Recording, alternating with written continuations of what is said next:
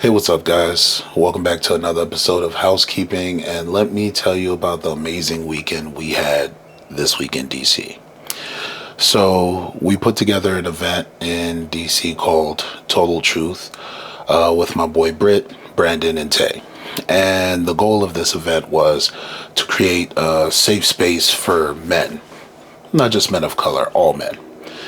We did yoga, meditation, and had a mental health discussion. And the reason we did this is within the years of work that we've done when it comes to Get Home Safe, I felt like with all the work that we're doing, with all the education on mental health, and with all the exposure to other resources when it comes to wellness and meditation, that these things intersect. And sometimes you have to give people the examples of what does that look like put together, and who is it for once you do put it together.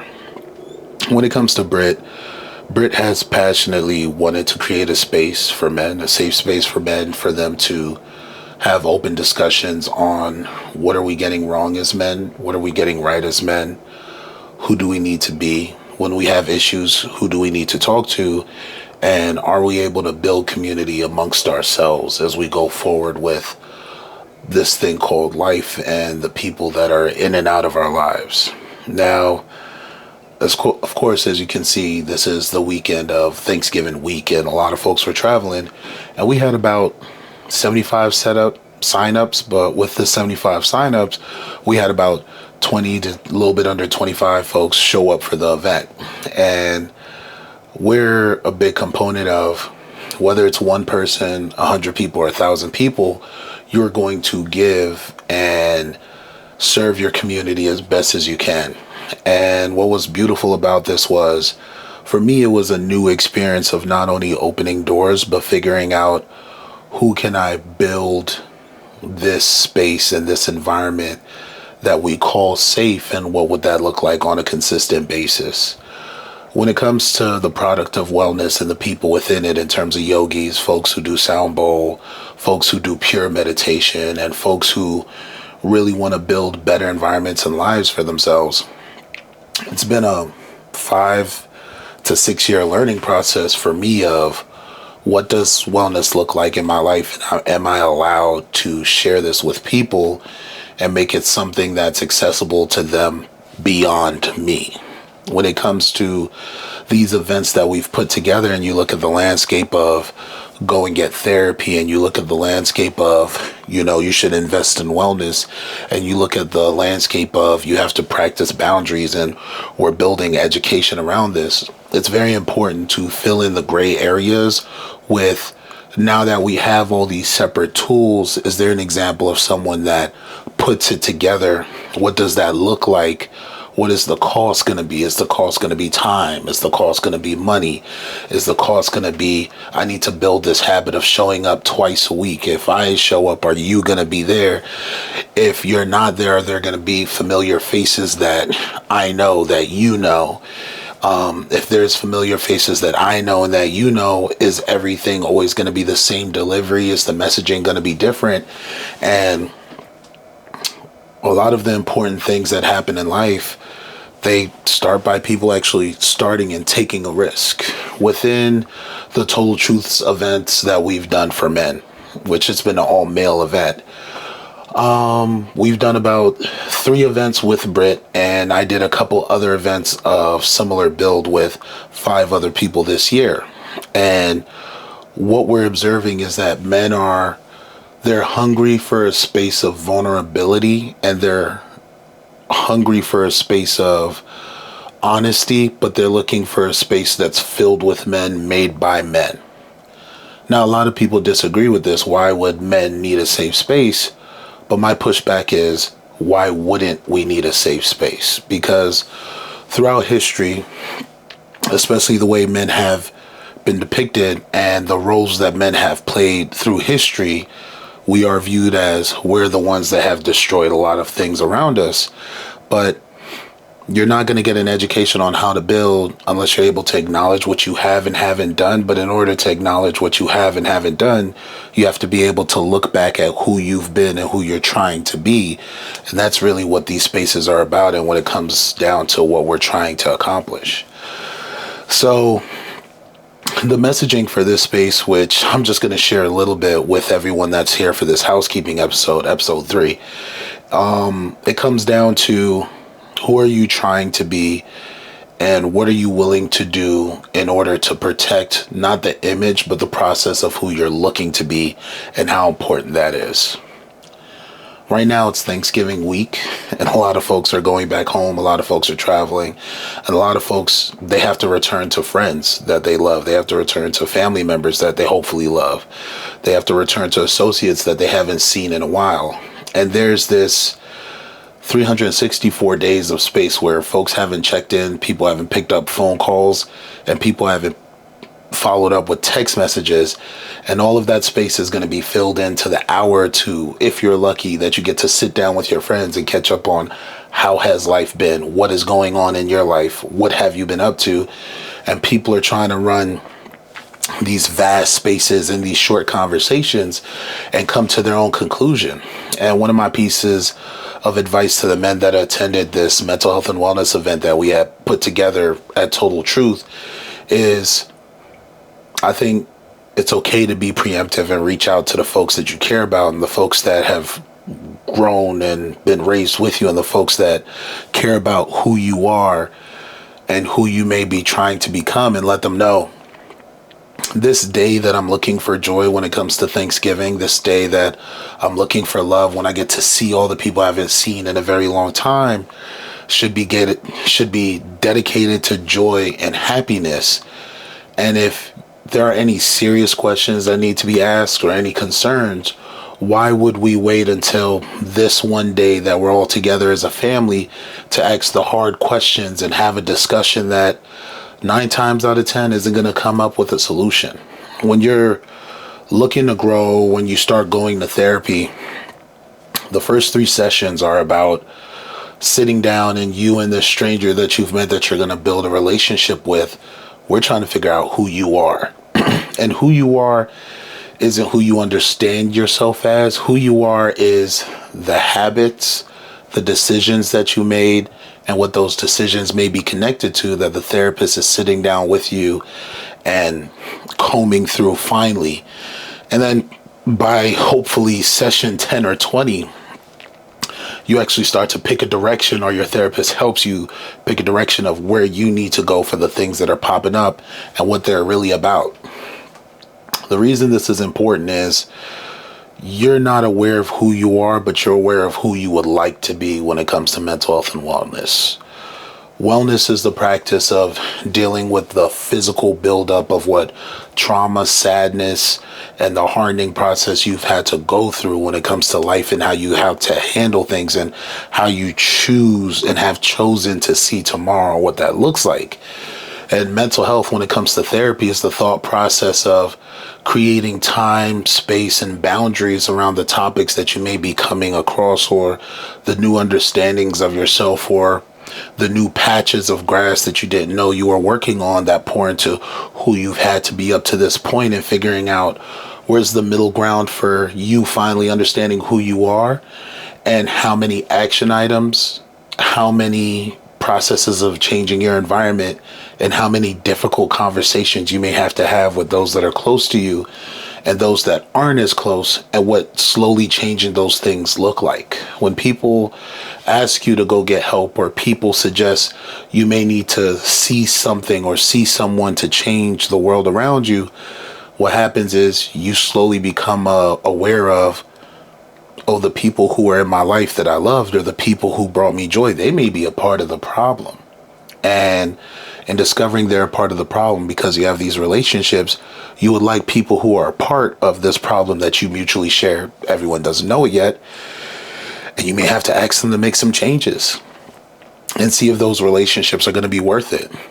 So within that circle and within this space, especially when it comes to facing your past, and the past that has had a part in molding you, but also has a part in finding cracks in who you're trying to be, especially when it comes to imposter syndrome, and looking back and realizing The person that they criticize, it's not that they no longer exist, but you're in the process of working towards who you would like to be. And the muscles they're talking about don't exist anymore because you've been doing the work to head in the right direction, or at least doing the work to find the middle ground for who you would like to be and making space for who you are now.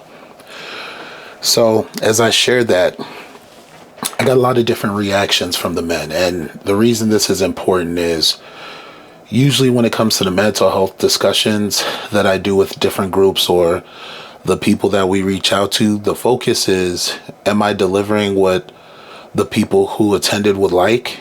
And did the message and the topic we're talking about at least help one person? That's how I work in ones. I don't work in multiples. I don't work in this has to serve everybody. I work in, did it help at least one person? Sometimes you're going to miss the mark. Sometimes you're going to be right on point, but you're not going to figure out whether you're on point or not by not showing up, by not doing the events, by not creating these spaces, by not being serious about your research and what you've learned, and understanding that after someone goes to therapy, they need space to just have an open discussion about mental health and their chance to have a discussion on something that they're going through. After someone goes to yoga, they may need another space to just have a conversation about where they're starting to feel tightness in their body and what memory that may connect to, or what frustration may arise in their mind as they're doing this, and how they can work on that frustration. As someone that may not go to therapy, we need community. Total Truth is about building community. And men can find spaces for community with women. And I encourage that. Men can find spaces for community amongst men. It may not be something that they're used to, but there are people in the community, especially within DC, from what I'm seeing, that are trying to create these spaces. But men are going to have to make the mistake of making mistakes and choosing the wrong people, and hopefully not getting too hurt in the process until they come across the right people. Men are going to have to make the decision to share content or things that they're seeing across platforms and reaching out to folks to ask, hey, is this person someone that I could be cool with, who I could look forward to having a conversation to, that may have what I'm looking for, or connect me to the right people along the journey of what I may need within my life and how I would like to embrace that. As men, and not just men of color, but as men, because there were different men in the room, which I was also proud of, because like the platform that I've created when it comes to mental health is viewed as blackety black, which is nice, but it's like, it's for everybody. I'm black. I can't not do anything in black. But I have a lot of friends of different backgrounds that I really hope the stuff that we're doing is reaching them and it's making a difference. And sometimes people show up. Sometimes people let me know some of their darkest moments. And as a friend, I make space to accept them for who they are. Sometimes friends show up and they leave, and that's okay, because coming to something you're not prepared for, but risking that moment of showing up and going home, that's the best you had to offer. And for me, I'm so proud that you could have found that to show up and we had that moment. So I could tell you, hey man, it's okay. You tried. If you stayed home and you didn't show up, that would be you trying. And that's the best I could expect from the folks who come through, who share part of themselves, who would like better for not only themselves, but the people around them. And in creating community, it's not about everything that we're accomplished. It's about, are you sticking to the mission, and do you understand the price that may need to be paid in order to bring that mission to life? When it comes to housekeeping and the upkeep, especially when it comes to these group projects that we put together, it's so important to remember and realize that for every person who reaches out, there's a person who doesn't even have the length to reach out at all. And that when they do show up, be proud of them. When they don't show up, be proud of them. When they send you apology text messages, it's really okay. When they feel guilty for it, you have to remind them that, like, there's no point in carrying that guilt when you wanted help and you wanted to feel better and you weren't able to make it. but be happy at the fact that you know there are things that you want that you now have access to.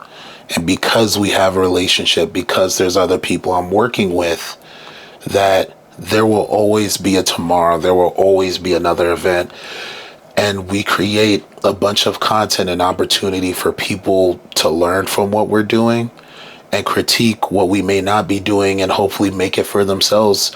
And if not making it for themselves, they're able to find it with what we're making when it comes to total truth and the full package of creating these safe space for men.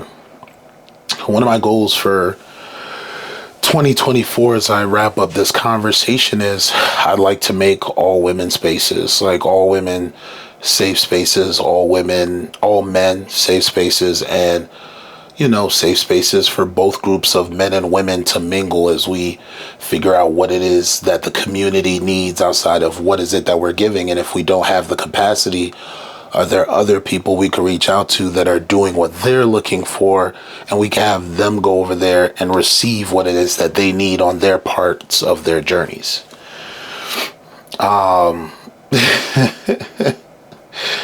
I'm currently wearing the Bad Bitches United hoodie right now because this hoodie is going to be released at 9:20 a.m. on Wednesday. And the reason that time is important is because that's the birthday of my friend who's the reason behind all the work that we do for Get Home Safe.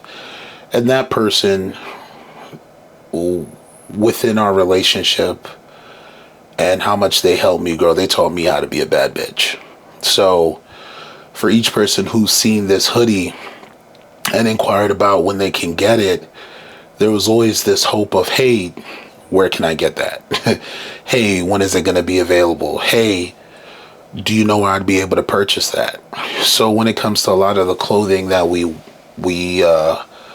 bring back and the demand of folks who would like that, these products aren't meant to be sold. These products are meant to feed those that are interested. And when it comes to wellness and when it comes to mental health, we treat that the same way. Folks are looking for help. We help them within our capacity. Folks are looking for help. We help them beyond our capacity by reaching out to the right people and understanding who we are and who we aren't. And that's something that I repeat quite often because I think it's very important to understand who you are and who you're not as you try to do better for the community, including yourself, because you are included in the community. So for this episode of Housekeeping, especially when it comes to the folks that have paid attention to us for so long and folks that have benefited from what we've done and folks who are looking forward to what we bring to life next year, because the last mental health and wellness event we did for the year was 2 days ago, which is Sunday, right before Thanksgiving. And there's a lot to be thankful for.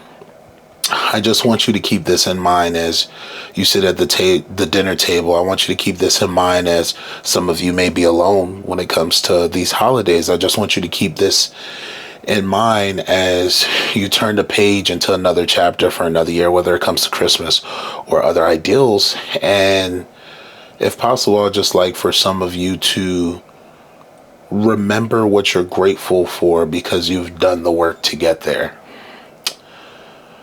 I know earlier that I said there's a better tomorrow because we'll be there in terms of what we're doing, but not everybody makes it to see that tomorrow.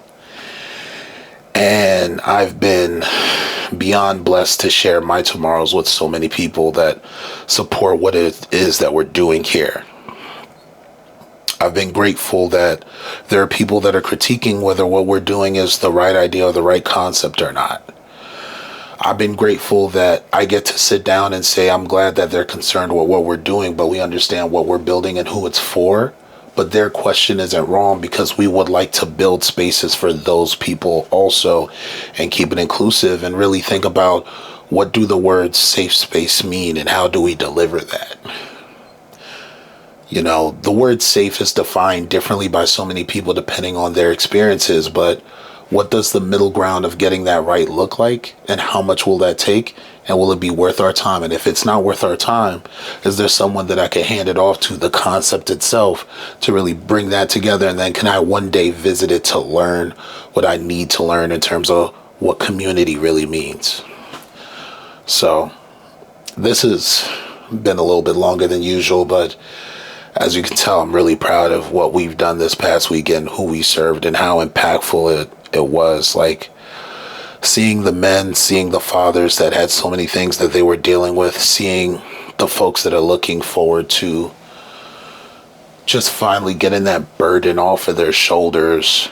It's nice when you realize that you're able to accomplish what needs to be had for a friend and someone that you'll be talking to about this later down the road.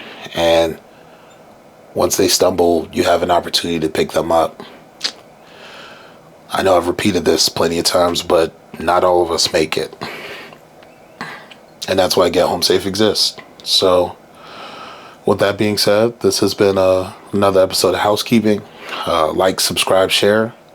Thank you to everybody that was able to come out to Total Truth and what we've put together. And thank you to everybody that will be supporting us later down the road. It's your boy Juice Jones from Get Home Safe. See you homies later. Peace.